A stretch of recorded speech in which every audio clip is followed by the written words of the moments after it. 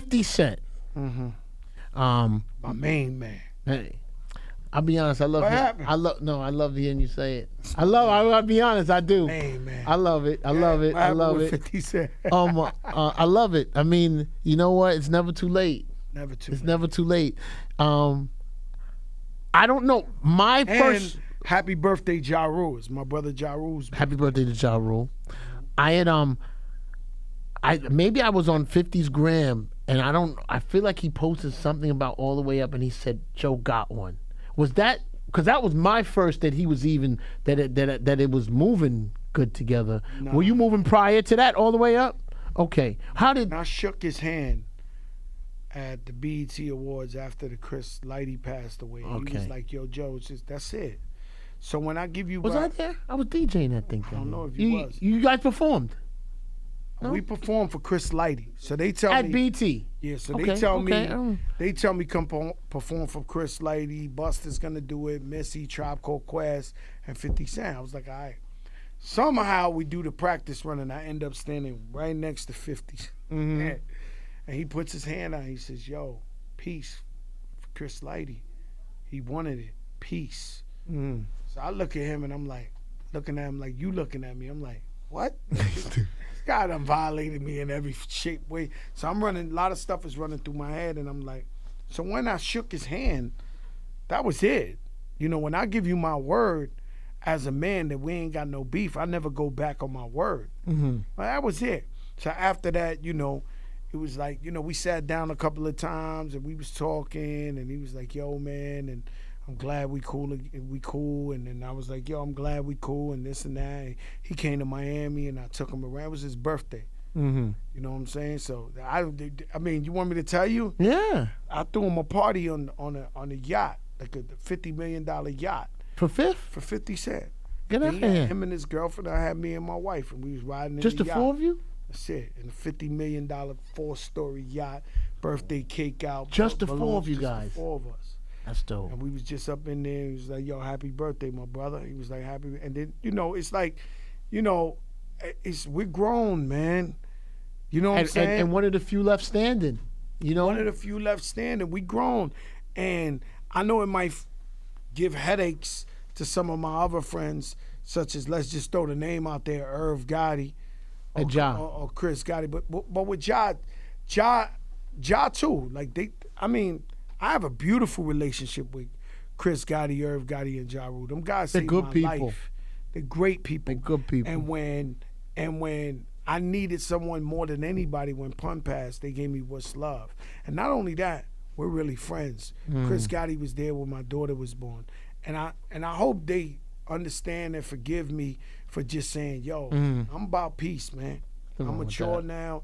I ain't got a problem with nobody. But am I loyal to them? I love them. Do I support them 1,000,000%? Yes, I do. As you spoke about Ja, I want to share a story. You know, for me to get into the car game, Ja, when he was moving 5 to 10 million records, he did a pilot for me with the cars. And I took that pilot to Spike TV. And the fact that I could get Ja Rule, Got you a deal. biggest thing at the time, you know. But you know they saved my life. When Big Pun died and everybody was sleeping on me, I had only met Irv a week before, 2 weeks before. And we bumped into each other by mistake in the studio, Battery Studio in Manhattan. And we talked all night from like 10 at night to like 7 in the morning. We was like, yo, we brothers. Like, we never even knew. We the same guy. Like, what's going on? So after Pun passed, I remember crying in the funeral. I was in the corner crying, and I looked up, and it was Ja Rule standing there. And I ain't really even know Ja like that. And Ja was like, yo, man, you know, condolences. And you know, God does things for reasons. You know what I'm saying? So I was looking down. I was crying. I looked up, and it was Ja Rule. And he was like, yo, man, condolences. I was like, wow, I don't even know this guy. He walked up in here like that.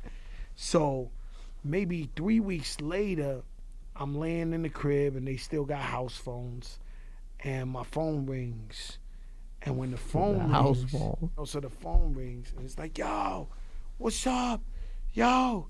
It's me, it's Irv. Wake up. I'm like, yo, Irv, how you get my number, B? He was like, come to the Hit Factory. Come to the sound. What was it, Hit Factory or Sound Factory? Hit Factory down on 54th Street. Come to the Hit Factory. Come to the Hit Factory. That's when him and Fifth slugged it out. I think. Okay, let's move on. Let's Positive move on. vibes. Positive vibes. Yes, sorry. I turned around and I went there, and it was Ja Rule and Irv. And they pressed. He said, "We got this for you. We made this for you." It's me and my wife. And he pressed play, and it came on through.